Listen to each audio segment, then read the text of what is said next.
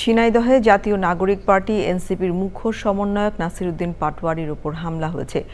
শুক্রবার বেলা ২টার পর ঝিনাইদহ পৌর কালেক্টরেট মসজিদের সামনে এ ঘটনা ঘটে। প্রত্যক্ষদর্শীরা জানায়, শুক্রবার জুমার নামাজ শেষে মসজিদ থেকে বের হচ্ছিলেন নাসিরউদ্দিন পাটোয়ারি। এ সময় তার উপর হামলা হয়। পরে তিনি সদর থানায় যান। এই হামলার প্রতিবাদে ঢাকায় বিক্ষোভ মিছিল করেছে এনসিপি। ঘটনার পর নাসিরউদ্দিন পাটোয়ারি এক ফেসবুক পোস্ট ও ঘটনাস্থলে তার উপর হামলার বিস্তারিত তুলে ধরেন। তিনি অভিযোগ করেন, পুলিশের উপস্থিতিতে ছাত্রদল ও যুবদলের নেতাকর্মীরা তার উপর হামলা চালায়।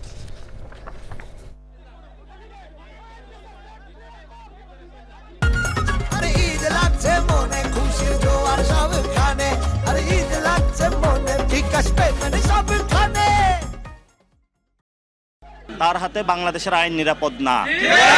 ওনার হাত দিয়ে জুলাই সংস্কারের যে আমাদের আইনগুলা হয়েছিল সেগুলা কিন্তু প্রত্যেকটা আইন রহিত করা হয়েছে তার হাত দিয়েই।